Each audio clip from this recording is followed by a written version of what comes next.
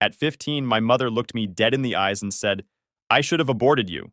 Then my dad shoved me outside in a freezing Christmas storm for getting an F. 12 years later, they crawled back, begging to claim my success, and I finally answered. Hey, Reddit. My parents were obsessed with perfection, broke me trying to force it, and tossed me out when I couldn't meet their standards. I built my own life from nothing and thought I was finally free. But of course, they weren't done. Before I get into that mess, here's how it all started. My name's Xavier, I'm 30 now, and I run a small sales operations company. People assume I had some kind of strong upbringing because I talk well and handle myself, but most of what I learned came from surviving my parents, not from being raised by them. I'm not writing this for pity. I just want to finally lay out how things actually were, because the image people had of my family was nothing like the reality. I grew up in a house everyone in our neighborhood admired. Arthur, my dad, was a dentist who carried himself like he invented teeth. He corrected people mid-sentence, lectured neighbors about posture, and acted like any job outside medicine was a waste of oxygen. Elizabeth, my mom, was a middle school teacher parents worshipped. They called her Mrs. Morgan like she was royalty. She remembered everyone's kids' names, acted sweet at school events, and pretended she had some natural gift for raising star students. Then there was Hazel, my older sister by 1 year, the golden child. Straight A's, science competitions, violin recitals, the whole package. People said she'd be a doctor before she even hit high school. And then there was me, Xavier, the one nobody bragged about. Daily life inside that house was nothing like what the neighbors imagined. We had scheduled bathroom times, color-coded and taped to the hallway wall. Study hours were monitored. If you finished early, you reviewed lesson plans. If you were tired, you were undisciplined. No hobbies, unless they made you look impressive enough for relatives. Hazel got violin because it sounded fancy. I got nothing because nothing suits you. We didn't celebrate holidays unless photos were involved. Christmas decorations stayed in a box until the day Elizabeth needed something to post or send to relatives. The moment pictures were taken, everything went back into storage. Arthur spent most of his time bragging. At his clinic, he'd tell patients, Hazel mastered algebra at 9, or Elizabeth and I have very high standards for our children.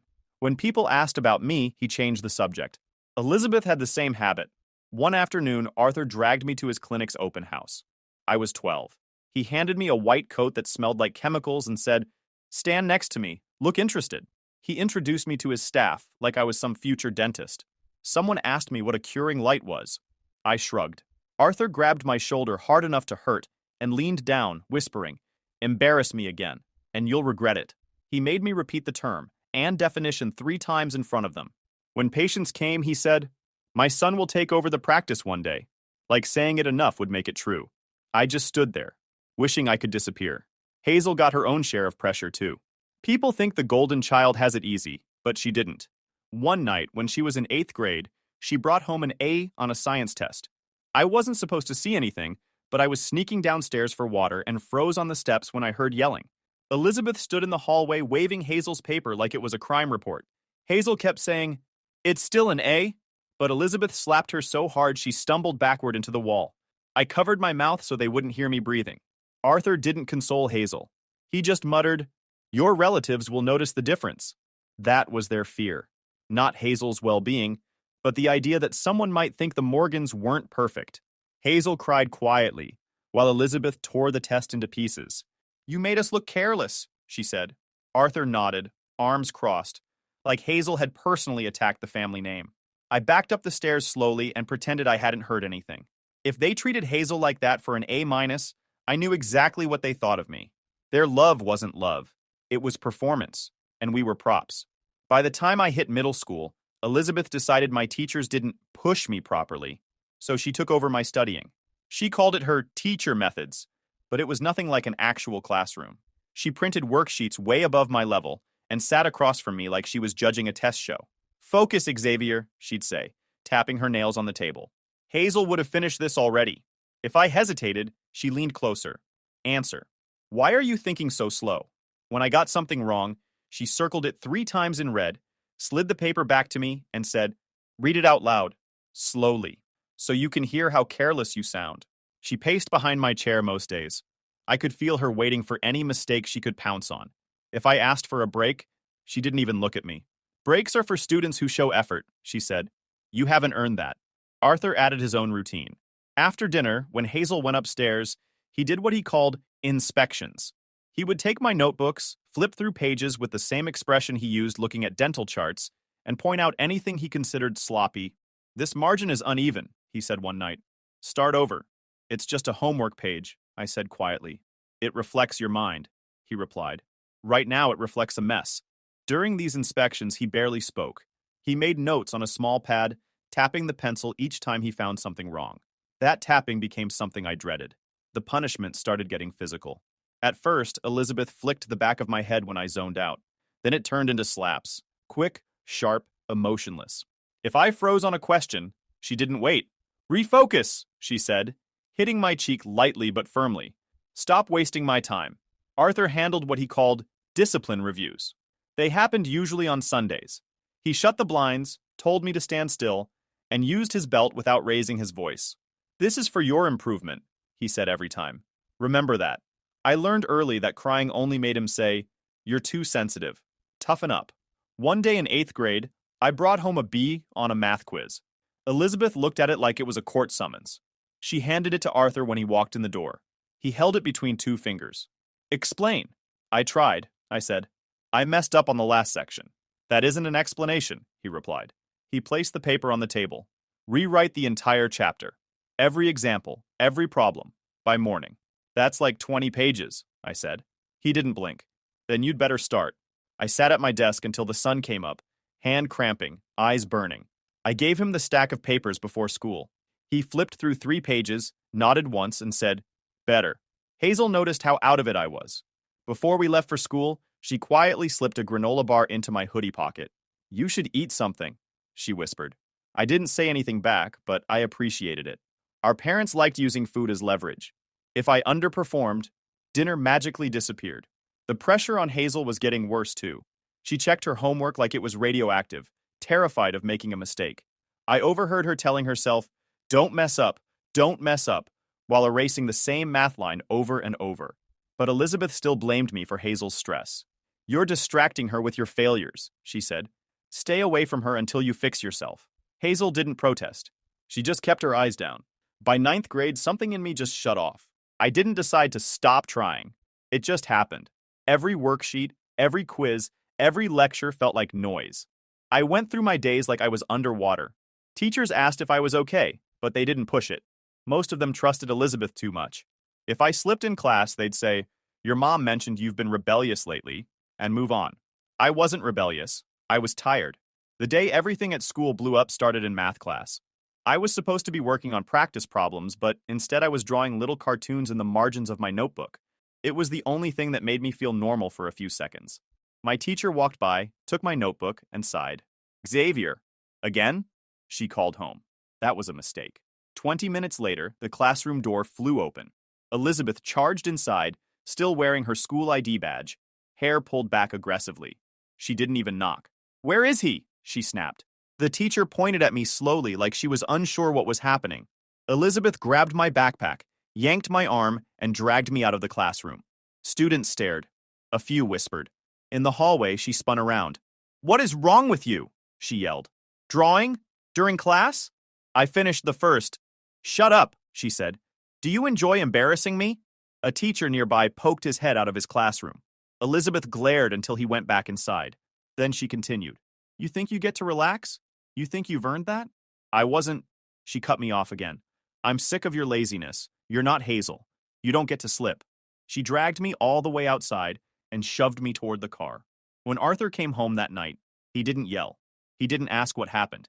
He just introduced a new rule. No more closed doors. Elizabeth nodded immediately. Not even the bathroom. Hazel looked horrified. "Mom, seriously? Do you want your brother hiding and wasting time again?" Elizabeth said. "If we allow privacy, he'll abuse it." Arthur added, "This is for his development." I didn't say anything. I knew arguing would make it worse. From then on, the house felt like a stage. If I wanted to change clothes, I had to go into a corner and hope nobody walked by. The bathroom rule lasted 3 days before Elizabeth realized she couldn't enforce it without inconveniencing herself. But the bedroom rule stayed. Mine had to remain open at all times. So I found my own tiny ways to push back. During study sessions, I hid in the laundry room for a few minutes until Elizabeth started shouting my name. When she checked my homework, I scribbled nonsense equations in the margins to annoy her. When Arthur barked his morning routine instructions, I ignored half of them and walked slower on purpose. It wasn't much, but it gave me the smallest feeling of control. Elizabeth noticed first. She stared at me more often during dinner, like she was trying to figure out what I was planning. "You're getting sloppy again," she said one night. "You're influencing Hazel." Hazel shook her head. "He's not." Elizabeth cut her off. "Don't defend him. You'll lose focus." Arthur escalated things the next week. Without warning, he took my bedroom door off the hinges and carried it to the garage. "You don't use this responsibly," he said. "You don't get to have it." I looked at Hazel. She mouthed, "I'm sorry." A few days later, Elizabeth canceled my birthday. "We're not celebrating," she said. "Failures don't deserve celebrations." I wasn't surprised. I didn't expect cake or presents. I just wanted a quiet day. Instead, she made me redo old worksheets for hours, while Hazel sat in her room trying not to cry loud enough for anyone to hear. That night, Hazel came into my doorway, since I didn't have a door anymore, and sat on the floor. "You should stop pushing them," she whispered. "They're getting worse." "I'm not pushing anything," I said. "I know," she said. "But they think you are." She gave me another granola bar. She always tried to help in small ways. When she stood up, she said, "Just try not to make them angry." I didn't have the energy to promise anything. Later that night, while I pretended to sleep, I heard Arthur and Elizabeth talking quietly in the hallway. "He's slipping further," Arthur said. "If this continues, he's going to ruin everything we built." Elizabeth replied, "We can't let him. Hazel is too important." That was the moment I understood something new. They didn't see me as a child. They saw me as a liability. And once a family starts seeing you that way, the cracks aren't cracks anymore. They're fractures waiting to break wide open. December in our town always hit hard. The kind of cold that sinks through your jacket and settles in your bones. Houses on our street had lights and decorations up, but ours didn't. Elizabeth didn't bother unless she needed holiday photos to send to relatives. A few days before Christmas, the only light in our house came from the kitchen and the study room where Hazel sat reviewing flashcards for the 100th time. That afternoon, the phone rang. I was upstairs pretending to study when Elizabeth answered. Her voice shifted instantly. "Yes, this is his mother. I see." "An F?" I froze. She called Arthur immediately. He came home early. The school counselor had reached out about my declining performance, missing assignments, and an F on a history test. The counselor recommended a supportive environment at home. Elizabeth took that as an insult. "A supportive environment?" she repeated. "We do everything for him. Everything." When she hung up, she stormed into my room. "Get downstairs," she said. "Now!" Arthur was already waiting in the dining room, arms folded. Hazel sat at the far end of the table, trying to disappear. "The school called," Arthur said. "You finally hit rock bottom." Elizabeth slammed the phone on the table. "Do you realize what this looks like? Do you understand how humiliating this is?" I tried. "No, you didn't," she snapped. "You embarrass us every time someone looks at your grades." They forced me into a correction session, which basically meant sitting in a chair while they unloaded 6 months of frustration on me. The session lasted 6 straight hours. No breaks, no water, just lectures, worksheets, punishment drills, and yelling. When I finally started crying out of pure exhaustion, Elizabeth snapped. "Oh, don't start that," she said.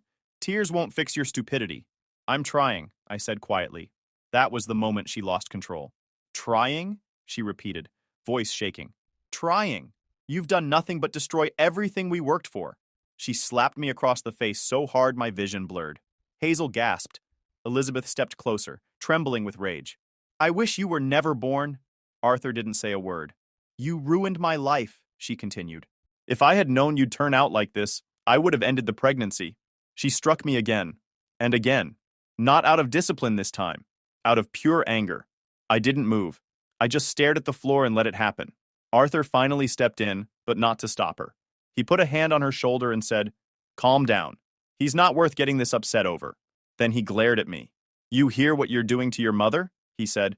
"You can't even pass a test. You're dragging this entire family down." "I'm sorry," I whispered. "I don't need dead weight in my house," Arthur said. "If you don't like the rules here, then leave. Take your useless brain with you." Hazel started crying quietly on the stairs.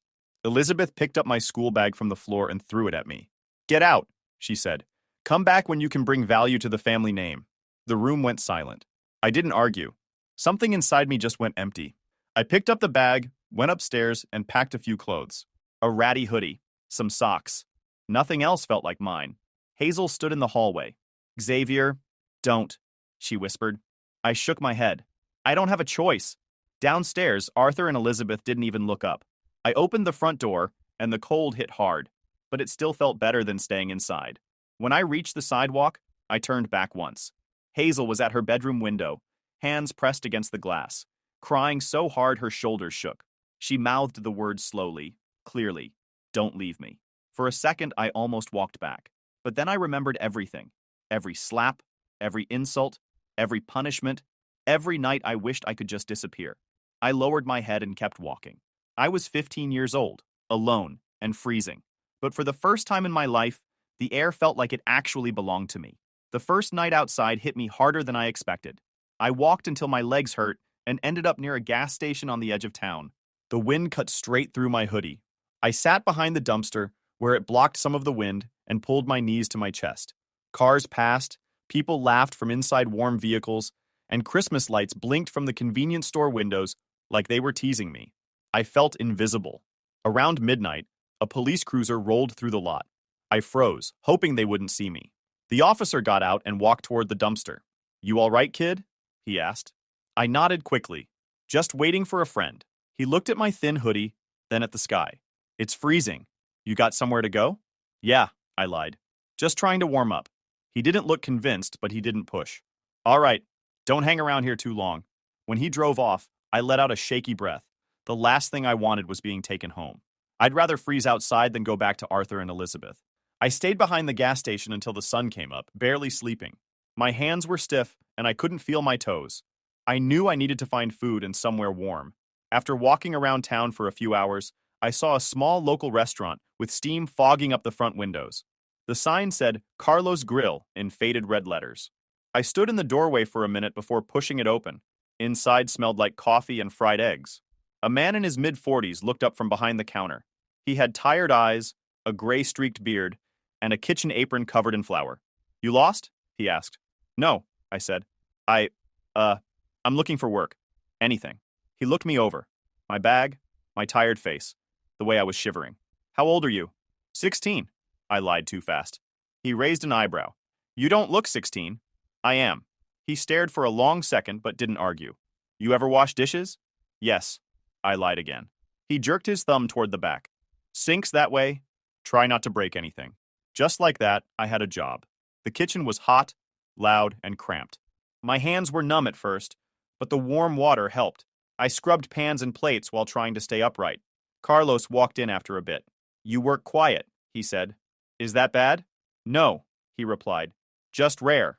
Around lunchtime, he pushed a plate toward me. "Eat this before you fall over." It was scrambled eggs and toast. I ate fast, probably too fast. But he didn't comment. He just filled my water glass before going back to the counter. That night, he let me sit in the corner booth for an hour after closing. "Stay inside until I lock up," he said. "Cold's getting worse." He didn't ask where I was staying or why I wasn't in school. He just let me sit. After that first night, I learned fast how to stay invisible. I slept in sheltered corners, behind the restaurant, in a laundromat for an hour if nobody noticed, in a stairwell if the door didn't latch. Anything that kept the wind off. I stopped going to school because I couldn't risk being forced back home, and I avoided my old neighborhood like it was radioactive. I kept my head down, worked, and made myself small. It wasn't a plan. It was survival. Over the next few days, he became something like a quiet anchor. Not a friend, not a parental figure. Just someone who treated me like a human being instead of a project or a disappointment. He let me eat leftovers, told me when I was washing dishes wrong, and occasionally said things like, "Show up on time tomorrow," which somehow felt like encouragement. One afternoon, while cleaning a stack of heavy pans, my vision went blurry. I tried to steady myself, but everything tilted, and I collapsed against the counter. When I came to, I was lying on the floor with Carlos kneeling beside me. "You're burning up," he said. "When's the last time you slept?" "I'm fine," I muttered. "No, you're not," he said. "Sit down. I'll get you water." He brought a small bottle and a plate with bread. "Eat," he said. "You can't work like this." "I need the money." "You'll get it," he replied, "but you're no use collapsed on the floor." He disappeared into the office and came back with a few bills. "Advance," he said. "Buy warm socks or something." I stared at the money. I'll pay it back. He shrugged. Didn't ask. He didn't make speeches or talk about responsibility. He didn't ask about my family. He didn't try to understand everything. He saw a kid trying not to fall apart and just helped enough to keep me standing. People sometimes ask why I didn't go to the police. The truth is simple. I didn't want to be sent back. I didn't think anyone would believe me. I didn't want a case or an investigation. I just wanted distance. Elizabeth and Arthur never called, never searched, never asked anyone about me. It was like they assumed I'd return when I learned my lesson. They couldn't risk police or social services asking questions about bruises and what went on in that house. Reporting me would have meant outsiders looking too closely. So they did what they always did, protected their image, and waited for me to crawl back. But I didn't go back. And with each day at the restaurant, each shift that didn't end in punishment, each meal Carlos slid across the counter without commentary, I realized something. I could survive. Working at Carlos's grill became my foundation, without me realizing it. I stayed there almost 3 years, showing up before sunrise and leaving after closing. I washed dishes until my fingers wrinkled, wiped counters until they shined, and learned to keep pace with a busy kitchen. Carlos never praised me, never lectured me, never played father figure. He just expected me to work, and for once in my life, the expectations felt clear and fair. After saving enough, I moved on to other jobs, warehouse shifts, retail, phone sales, delivery routes. I took whatever paid and never complained because I had nothing to fall back on. I ate cheap meals, shared cramped rooms, and learned how to talk to people because my income depended on it. Everything I knew about discipline and persistence came from surviving, not from anything Arthur or Elizabeth claimed to teach me. By 25, I had enough experience to start something of my own. I opened a small sales support company. It wasn't glamorous. My office was inside an old building with flickering lights and a window that didn't fully close. Clients were inconsistent. Some paid late, some never paid at all. But things slowly picked up. By 27, I had steady accounts and a small team. It wasn't wealth, but it was stability. Something I never grew up with. I thought my past was behind me. Then Hazel found me. It happened on a rainy weekday afternoon. I was sorting invoices, halfway through a cold coffee, when my phone buzzed with an unknown number. Normally, I ignored those, but something pushed me to answer. A quiet voice said, "Xavier?" I froze. My chest tightened. "Who is this?" It's Hazel." I stood up automatically, like my body reacted before my brain did. "Hazel, how, where?" "I'm in town," she whispered. "I just need to see you, please." We agreed to meet behind Carlos's grill after he closed. I walked there early, pacing behind the alley like some nervous teenager again. I hadn't seen Hazel since the night I left. In my head, she was still the crying girl at the window. But when she stepped out from the shadows, she looked nothing like the girl I remembered. She was 28 now. Her posture was stiff, her coat buttoned high like armor. She wore glasses and her eyes looked exhausted, the kind of tiredness you don't sleep off. Her hair was neatly pulled back, but her hands kept fidgeting with the strap of her bag. When she saw me, she stopped walking. "It's really you," she said. "It's really you," I replied. We stood there awkwardly. 12 years of silence doesn't disappear in a minute. "You look good," she said quietly. "You too," I said, even though she looked like someone carrying a lifetime of weight. She hugged her arms to her chest. "I can't stay long. They think I'm studying with classmates." "You're still living with them?" I asked. She nodded. "They said moving out would ruin my focus. I'm in medical school now." That had been her path since she could walk. "They never let me forget that you left," she continued. "They say you abandoned the family. They say you'll regret it when your life falls apart."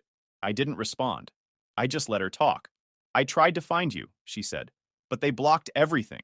They even checked my phone sometimes. If I asked about you, they got suspicious." I swallowed. "I'm sorry." "Don't be," she said quickly. "I understood why you left. I envied you for it." Hearing that hit harder than anything I'd prepared for. She stepped a little closer. "I wanted to warn you. They know about your business."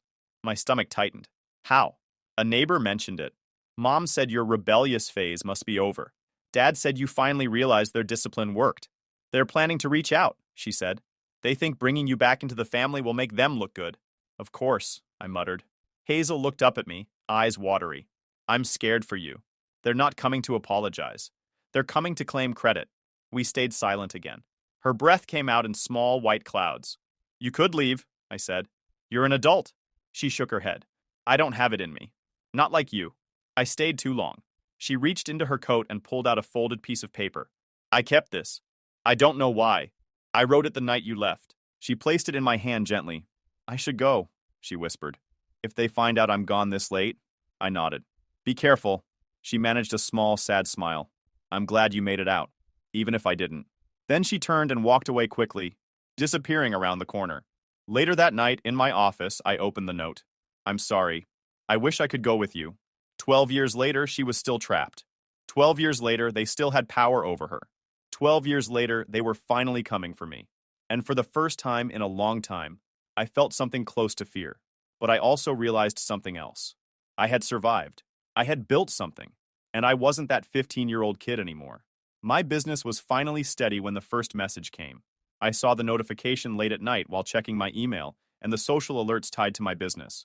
The name almost didn't register at first. Elizabeth Morgan. We miss you. We hope you're well. Your father and I are proud of how you turned out. I stared at it for a few seconds, then put my phone face down and kept working. No reaction, no emotion. I wasn't 15 anymore. I didn't flinch at her name or her voice in my head. I just didn't care. The next morning, 3 more messages. Let's reconnect. Family is important. It's time to come home. I deleted all of them. 2 days later, the tone changed. You owe us a conversation. After everything we sacrificed, this is how you thank us? Hazel is worried about you. That last one made me pause. Hazel never used guilt, so I knew they were using her name. I texted her a simple message. Did you tell them to contact me? She replied almost instantly, No, they found your business page. I warned you they would. After that, the flood started. Arthur followed every public account I had. Elizabeth commented on old photos like we were close. Handsome son. So proud of you. Call us soon. My employees thought it was some confused older woman. I didn't bother explaining. But then things escalated. Because when manipulation doesn't work, controlling people get desperate. A few days later, one of my employees walked into my office looking uncomfortable. Some older guy came in asking for you, he said. Said he was your father. I felt something tighten in my shoulders. Not fear, just irritation. What did he want? He tried walking to the back offices. I told him he needed an appointment. He got mad. Of course he did. The next morning, he returned. I was in the lobby reviewing reports when he walked in like he owned the building. Same stiff posture, same cold eyes. But this time, I didn't shrink. Xavier, he said, like it was a command. I didn't move. You don't have permission to be here. He tried to smile, but it came out stiff. We need to talk. You've ignored your mother's messages. I'm busy. He stepped closer. This business exists because of us, because of the discipline we gave you. You should show some gratitude. I closed the folder in my hands. You didn't teach me discipline. You taught me survival. He blinked. That wasn't the response he expected. You think you built this on your own? He asked. Yes, I said, because I started from nothing. His jaw tightened. Your mother is stressed because you refuse to acknowledge us. She's sick over this. Not my problem. He scoffed. You're still the same ungrateful. I stood up slowly. He stopped talking. I wasn't the small kid he used to tower over. I had a few inches and a solid amount of muscle on him now. For the first time, he looked unsure of himself. You don't get to walk into my business, I said calmly. You don't get to claim my success, and you don't get to talk to me like I'm a child. He opened his mouth, but I cut him off. You're done here. Leave. He tried glaring, but it didn't land the way he wanted. After a few seconds, he turned and walked out without saying another word. That night, Elizabeth called me. Not a message this time, an actual call. I answered because I wanted to hear what angle she'd use. Her voice came out shaking. How dare you speak to your father like that? Like what? You humiliated him. Good. She went silent for a moment, then tried the emotional route. We just want our family back. We want to celebrate how successful you are now. Her voice cracked into a half sob. You were such a difficult child, but look what you became. Doesn't that mean our methods worked? No, I said. It means I escaped. Her breathing got louder. She switched tactics. You abandoned us. Do you understand what that did to Hazel? Do you understand the pain you put this family through? I understand exactly what you put me through. You ungrateful... I hung up. 5 minutes later, Hazel texted me. Don't talk to them. They're spiraling. They think they can force you to come back. Force me? I replied. They're planning something. A big family reconciliation dinner. They already told relatives you're coming home. They want to take pictures with you. It was never about reconnecting. It was about publicity. Hazel sent another message. Please don't go. They'll twist everything. I answered. I'm not going anywhere near that house. Over the next few days, Arthur and Elizabeth escalated again. Emails, voice notes, accusations, fake apologies, even a formal letter asking me to restore the Morgan legacy by partnering my business with the family name. Then came the last straw. They showed up outside my office building again, waiting near the entrance like they could corner me. That's when I decided to end it. On my terms. I sent them a message. If you want to talk, meet me tomorrow. Neutral place, no surprises. I chose a public cafe near downtown. Neutral territory. No chance of them trying anything dramatic. They arrived together, sitting upright like they were attending a job interview. Elizabeth wore the same polite smile she used on her students. Arthur looked like he thought this was some negotiation. I didn't sit down right away. I stood at the edge of the table. This is the last time we're doing this, I said. Elizabeth reached for my hand. I pulled it back. We just want our son. You don't have one, I said. Not anymore. Arthur's jaw clenched.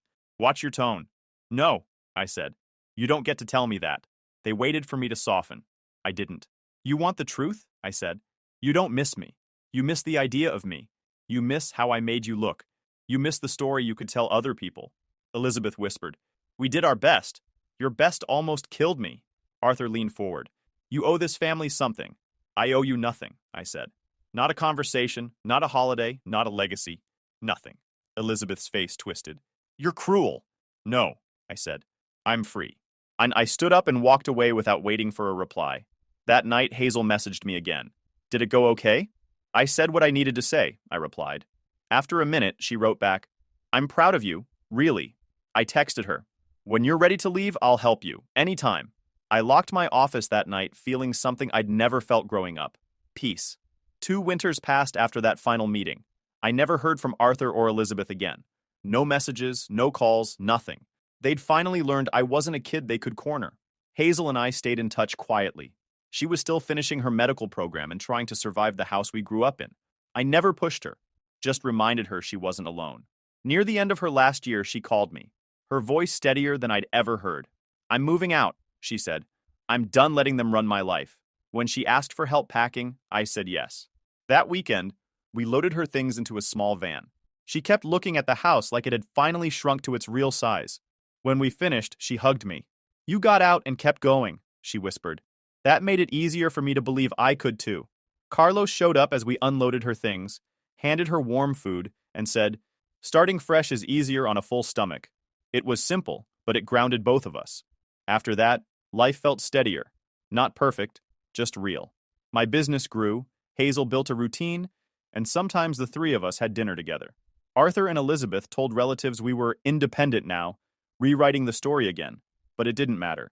Their version of reality no longer touched mine. Every Christmas since I left at 15, I avoided decorations, but last year Hazel brought me a small silver star. It doesn't have to mean anything bad anymore, she said. I put it on the shelf beside my first business invoice and the spare key to Carlos's restaurant. Seeing those 3 things together felt strange at first. Then it felt right. Hazel left with a promise to visit again. Later, Carlos texted, asking if I needed help shoveling. I said no, and he showed up anyway. For the first time in my life, the future didn't feel like something to escape. It felt like something I could walk into with both hands open. If you enjoyed this video, please hit that subscribe button. It really helps the channel and help us bring you more and better stories. Thanks.